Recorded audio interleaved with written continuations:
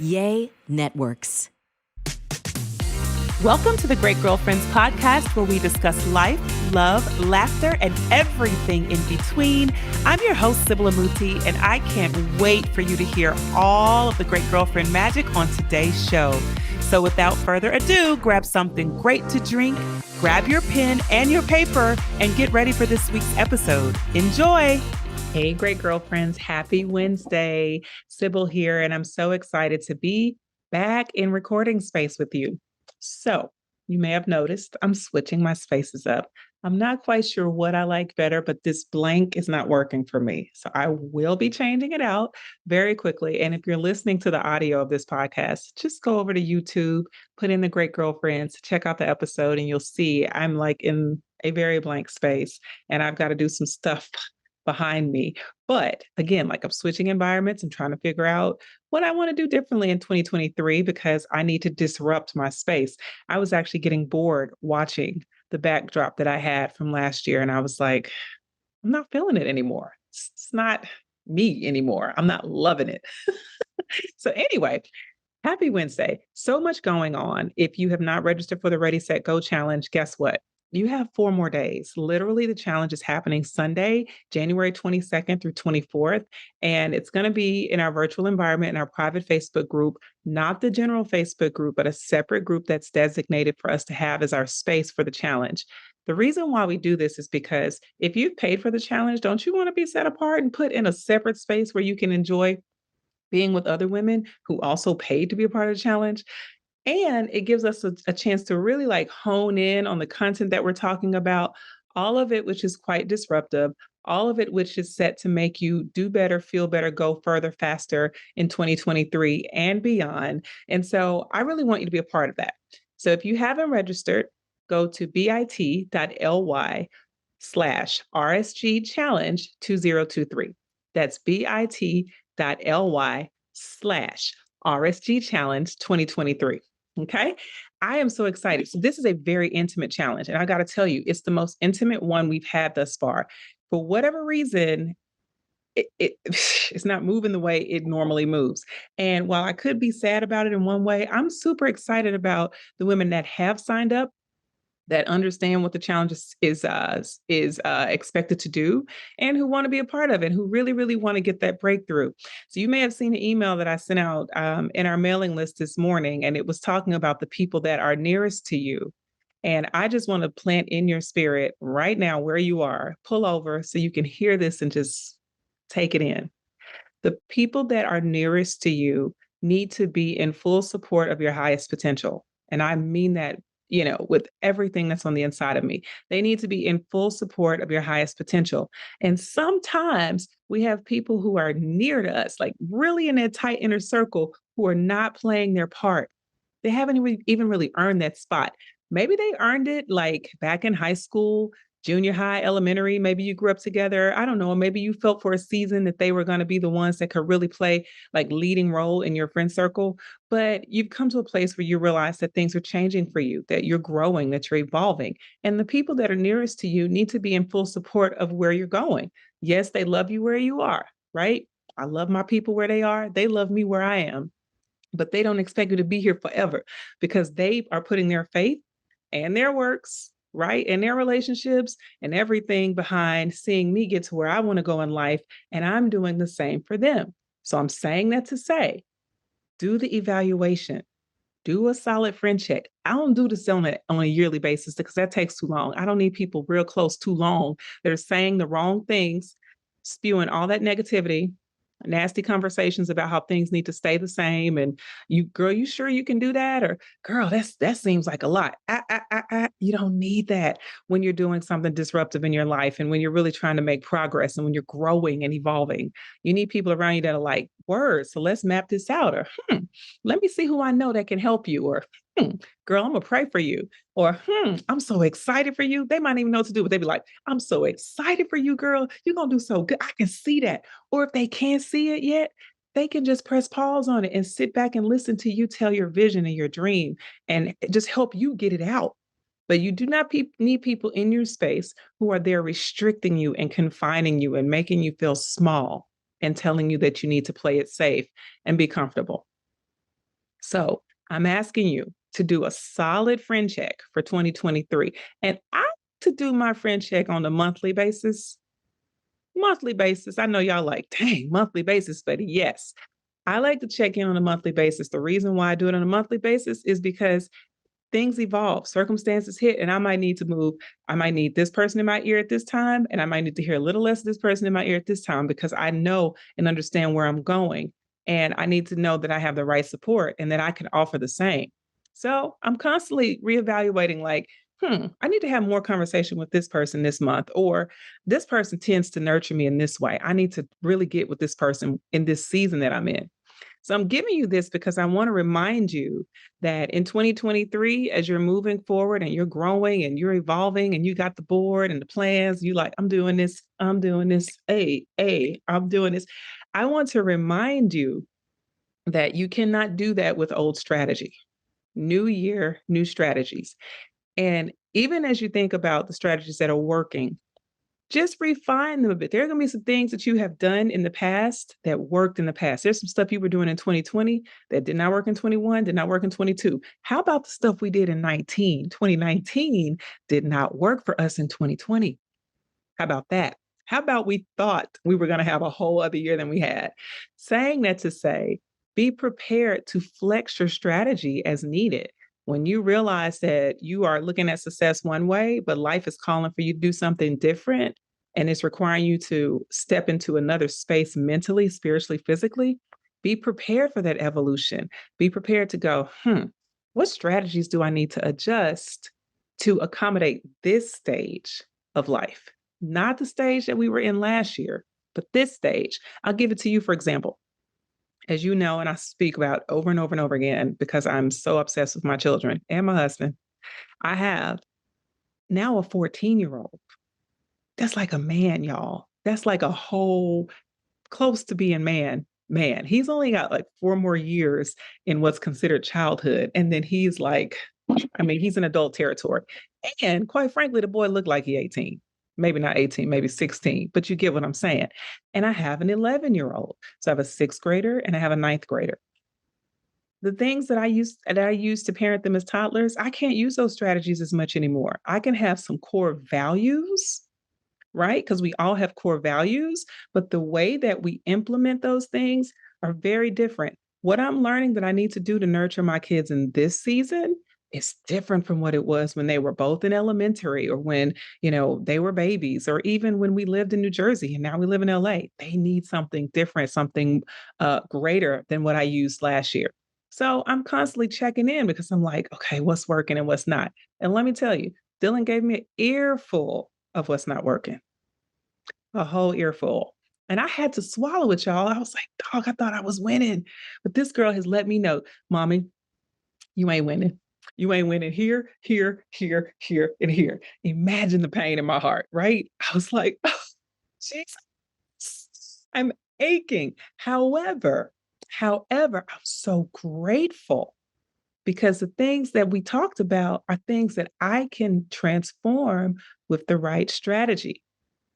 And if I really want to grow, if I really want to disrupt, if I really want to move things forward, if I really want to shift, and if I really want to have a long lasting relationship with my daughter, with my son, my husband, I got to be willing to be adaptive to the new seasons and adjust as I need. So I'm asking you to go into your life, look inside the corridors and the spaces of your life, and ask yourself first, we're starting with our friend circle. Who do I need to have to spend more time with in this season, right? Where do I need to have more proximity? In this season where I'm operating at this level, or I'm feeling a little less visible, maybe I'm feeling invisible, maybe I haven't quite found my stride yet, and I'm trying to figure out like where I fit. Who are the characters that I need in my circle to support and challenge me into my next level, right? Who are those people? Because the people, the friends that we have closest, they are shaping and they are transforming, they are molding and sculpting many facets of our identity. So, great girlfriends, if I sound super happy, that's because I just finished a delicious plate of blackened tilapia, kidney beans with like this garlic, black pepper, and chive seasoning, and a jasmine lemon zested rice, all brought to me and possibly to you by HelloFresh. I'm so super happy because my holiday season is so much more holiday-ish. Let's go holiday-ish and happy because I'm not in the grocery store all day and I'm not using all of these really extensive recipes that are so dramatic and make me want to quit. I'm using like 15-minute meals that are all like farm fresh and easy to read and easy for my kids to comprehend and create. So HelloFresh is doing all of that for me. And I'm so happy because when I tell you the food is not just pretty, it's actually really, really, really delicious. And everyone in my house is happier because I've been eating and using HelloFresh. So guess what? They're even making our holiday season even more simple with HelloFresh Market, which means that you can do like crowd pleasing charcuterie boards and you can do those really cute IG photo worthy desserts. And you can add these party pleasers to your order every single week and it saves you time.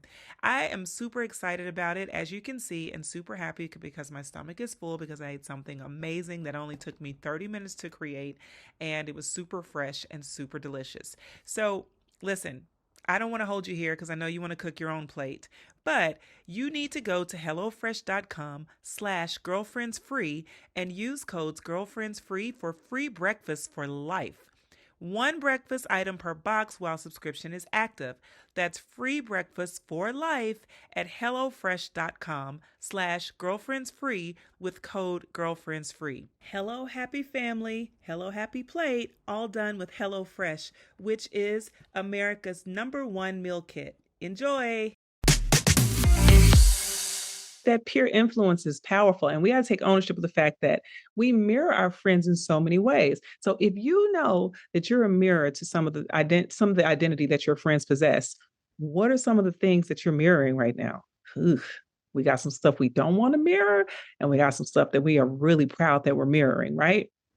I can safely say that I feel so good because so many places my friends have molded me into being a really, really in present and loving mother and like woman who is kind-hearted and intentional and really wants to make space for women to grow and evolve. And they've helped me because those are the type of women that they are, laser sharp in their strategy, right? Each one in different careers, but they help me to become very strategic about what I'm doing and I help them. And so we never have closed doors. When it's time to talk and somebody throws something at the table, we throw a response right back, a solution, a challenge, a stimulation, a charge, whatever it is. We never leave each other hanging, and that's what I love. If the moment requires humor, boom, I got jokes. If the moment requires prayer, bam, got prayer for you. If the moment requires strategy, hey, I got strategy. If you need funding, what we got, how much we put on the table. That's what I have. And I want you to be able to have the same thing, but you got to ask yourself, who is it? Who are those type of women that I need to be around in this season? What type of character do I need in my life at this stage, right? And I do mine monthly. You can do yours monthly, quarterly, weekly. Some people need to do it hourly. Hello. Might need to be by the minute. You know your people. I don't know them. I'm just saying. I'm just saying. Whatever it is, be willing to do it. Then you got to look at your own life. I want you to look into your life and take a lens and turn it around and go, where are some of the places where I need to, disrupt or adapt my strategy for this season, right?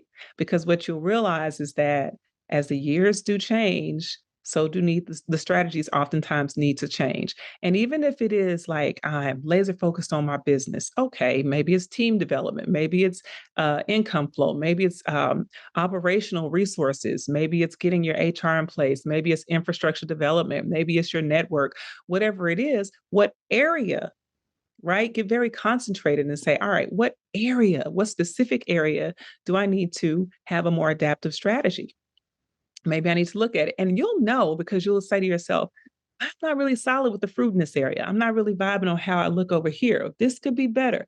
I know there's more here, or I'm leaving money on the table in this area. Or you know what? I've been shrinking and playing small in this space, and I haven't figured out how to be my best self. And so I need to really adapt my strategy. So go inside, take the inward look and go, where is that for me? Is it my weight loss strategy? Let me get honest with y'all. I had the raggedy weight loss strategy. Talk about wanting to lose weight eating brioche buns. Don't match. Ice cream, another comfort food, not happening, right? And that's just me being honest with you, giving myself permission to have too many cheat days, too many cheat moments or experiences, right? Telling myself to get rid of all breads. When the truth of the matter is, I'm not an all bread person. I just need to cut one bread. I need to cut brioche buns. Okay. You hear me? I can inhale the brioche bun. Don't toast it. It's a wrap. So it doesn't matter if I'm getting rid of French toast or I'm getting rid of, biscuits or cornbread. I don't really care about those. The one that I need to get rid of is the one I need to focus on. I got to concentrate on that. But what we do sometimes is make it so broad based that it's almost impossible for us to see how to implement. Well, I know if I just roll on past the brioche aisle, if I cut it out, if I cut out the meals that I think belong on a brioche bun and switch it out with lettuce, if I tell myself that that is keeping me from my summer waistline, which I now live in summer year round, folks, because I'm in LA. Hello, that brioche bun is hurting me. So when you see me out and you catch me with a brioche bun, you can literally be like, girl, you just said you're trying to cut that out. What kind of strategy is this strategy even working? Right. But if I don't take an inward lens into my strategies and go, Sybil, seriously, where have you been absolutely just negligent? Right? Where have you given yourself such a broad based strategy that there is no room for implementation in your life? Where have you said, I need to work on my finances, right? I need to work on my finances. Okay, that is so grand and that is amazing. And that is very broad. What specifically do you need to target in your strategy that is going to allow you to grow yourself to the next level? Being very, very concentrated, get very centered in on one thing that you can attend to that's going to nurture that next level. If it's the spending, if it's the income flow, right? If it's the budget allocation, if it's your policies, if it's, cutting your Amazon, or I mean, excuse me, it's your memberships and cutting some of those memberships down. If it's, how you move your money in the market, maybe it's your investing strategy. It's not just working on my finances, it's a specific thing. So where do you want to get specific? You want to ask yourself, where do I need to have a more adaptive strategy? Where do I need to concentrate? Where do I need to attend to ensure I can look at a result I like at the end of the year? I know for a fact the reason why it all just went south for me when it came to food. I can tell you why. It's because I didn't have a specific strategy in place. I just said, I'm going to lose this weight. Wait for it, right? I want to lose this weight, and I'm still waiting to lose the weight. Then I was like, maybe I need to go up a size here and there. Yeah, girl, I'm not going to reclass and get into a different size set to accommodate bad choices. I don't need to do that. I need to adjust my choices. But the permissions that I gave myself last year do not support the results that I was looking for. So you might find yourself in the same position where you're like, man, my choices don't support my outcome. They just don't. And I got to be honest. But if you never look on the inside to see where those choices don't match the outcome, then you'll never know what you need to adjust. So you got to be willing to take some quiet time and take a lens and point it inward, right? Because sometimes it's not the devil. I learned that. I'm like, dang, this is not even the devil right here. This is actually me playing devil to me. Yikes. It's me sabotaging me. It's me moving too fast and leaving a laptop in one city and a phone in another. It's me eating brioche buns on a burger with cheese and pickles, onions, all the goodness, right? Toasting that bun. I can see it in my face right now. Y'all know I'm a foodie too, by the way. It's me doing that. It's me shopping on Amazon. Wasn't nobody with me. Didn't nobody tell me to go on there. It was me putting myself to sleep, adding the cart. That was me. Didn't nobody do that to me. That was not the devil on my back. He didn't come and snatch up my phone and take my thumb and press it in. No, no, no, no, no, no. That was me making choices, right? Maybe it's you brunching away your finances. Maybe it's you hanging around in a relationship that is just not working for you. Maybe it's you at a job that you absolutely hate, but you know you deserve better. Or maybe it's you not getting a promotion that you're too afraid to ask for. Maybe it's not the devil. Maybe it's you. Right. So we got to be willing to take ownership of that.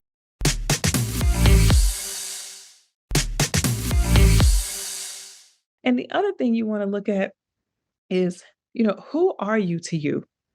Who are you? Say, who am I to me? I had a very, very like cry some tears conversation with Kwaku's, my husband, because we were talking about, how we can be so heavy handed with ourselves. Sometimes we aren't even gracious, we aren't even nice. And when we make mistakes, we condemn ourselves and then we start not trusting ourselves to make different choices, or we get afraid. And the minute we make, a wrong decision, we just drop everything. We start to ask ourselves, is it even worth trying something new? Is it even worth trying doing something different? The answer is yes, it's worth trying and doing something different. And the answer is you are worthy of those new choices. The challenge comes into, who are you to you? How do you treat yourself? Do you love on yourself? Are you giving yourself the kindness that you deserve? Some of us were raised with the heavy hand. So when it comes time for us to parent ourselves, we come real heavy handed and aggressive and mean. Right? We don't, no exceptions. I mean, we come in there with the whistle like a coach, training early in the morning, no warmth, no love, no tenderness. And most of us can honestly say that our lives are calling and asking for a lot more tenderness. I realized in the recent years, I was like, wow, after my dad passed and coming out the pandemic and moving from Jersey to Memphis to LA, I needed some tenderness. And it wasn't from the outside world. I didn't need other people comforting me and patting me and loving me and, telling me that I'm going to be okay. I needed to offer that to myself liberally. I needed tenderness. I didn't need the coach's whistle. I needed a warm blanket, a hug, a smile, some sensitivity, patience, grace, none of the things that I was accustomed to ask to offering myself. So imagine the adjustments that I had to make. Now, mind you, when I was living the life that I was living before the pandemic, before my move between New Jersey to Memphis to LA, I needed the coach's whistle. I needed that shove in the back. I needed that hard talk like, girl, get your butt up and get to work. I needed all of that. But after the loss of a parent, I became a new woman, a different woman, one who was more sensitive to the fact that life is so tender. And so I needed to be to me, and I still need to be to me, more tender, more gracious, more encouraging, right? Some of the things that I said to myself before are now discouraging to me today. So, who are you to you? Who are you to you? Are you willing to be loved to you when no one else is there to offer it? Are you willing to be patience? Are you willing to be support? Are you willing to be a friend? Are you willing to forgive yourself? Are you willing to be a guide? You have to ask yourself, who am I to me? Sometimes I have to parent the little girl in me and tell her to grow up, but I don't need to scream at her. I don't need to beat her down and tell her, girl, why are you still trying to, I don't need that. I need to nurture her and groom her to be more mature in certain ways. Now, in some ways, I still need to skip in the rain, dance in the rain, throw paint in the air and splatter slime, right?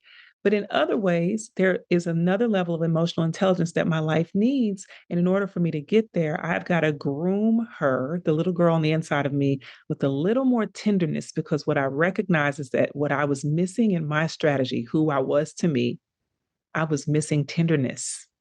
So I'm asking you, because you get to be you to you, right? Unhindered. No one gets in the way of how you show up for yourself. You actually get to do it liberally, abundantly, 24 hours a day, 7 days a week. You can play audio of you to you. You can pass mirrors and say, I love you. You can smile and laugh at things that you did that were so funny. You can find joy in your own presence. You can be kind when you're in those strides where you're feeling tired and fatigued, but you know you got more work to do. You can be kind to you. Who are you to you? And who are you willing to be to you in 2023? Will you be tender? Will you be loving? Do you need to be more stern to you? Have you given yourself too many excuses? Do you need to be more strict? Do you need to set more boundaries with yourself? Sometimes I'm talking to myself, I'm like, Sybil, don't even go down the ice cream aisle, girl. Don't do it.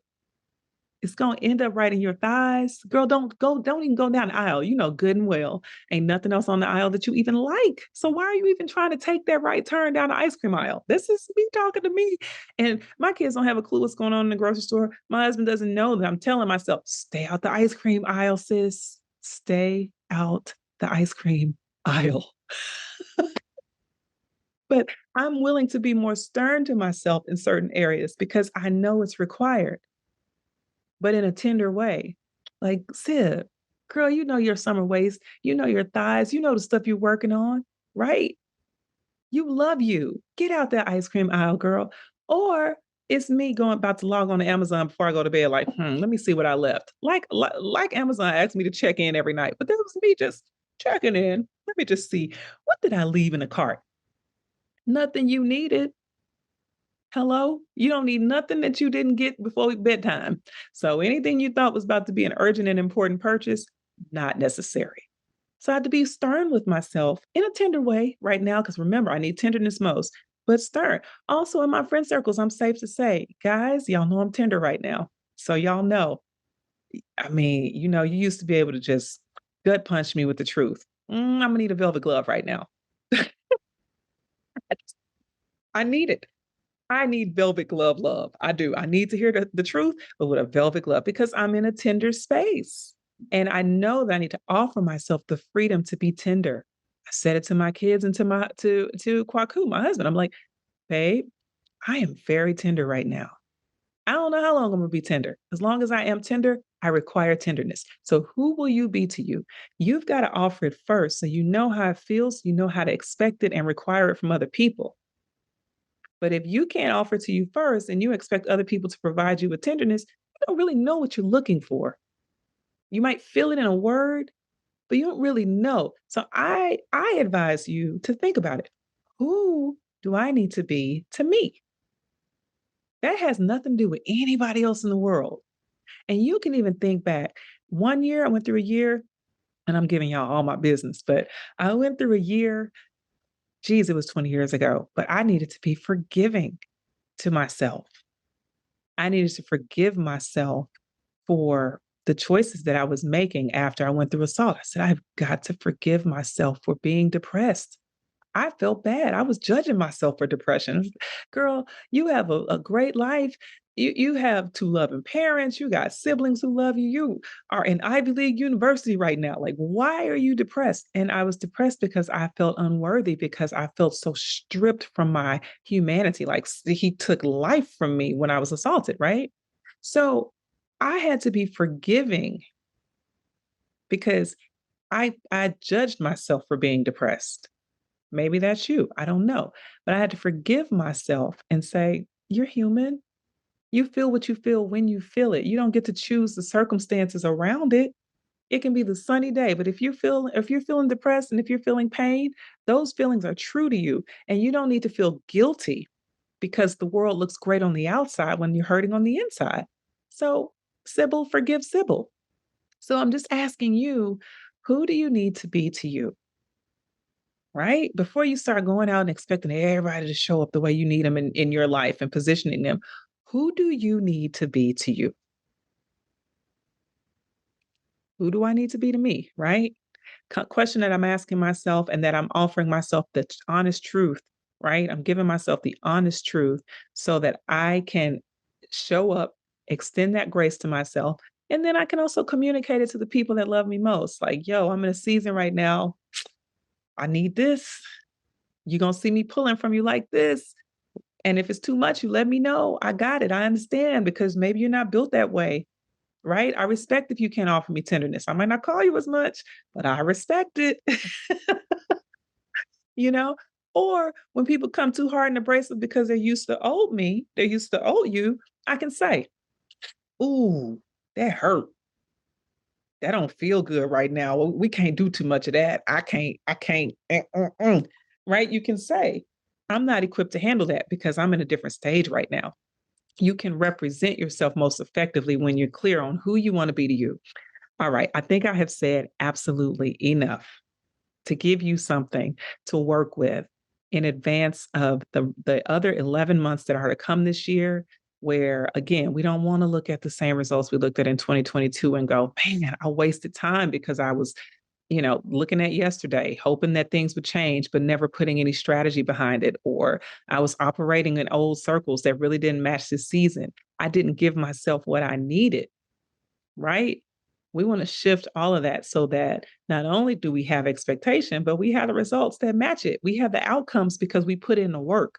So I hope that with this episode, you're able to make like 3 quick changes, 3 quick ones, or you even have the clarity in your mind to go, all right, friend shift. Ooh, I need a little 1 pinch of this friend and a whole pound of this friend, right? Or I want to spend more time in this circle because I know that this is the kind of nurture that I need, right? And you're able to look at your strategies and say, where do I need to be more adaptive? Where do I need to shift things because my life is evolving and I want to be present in my life in ways that are effective?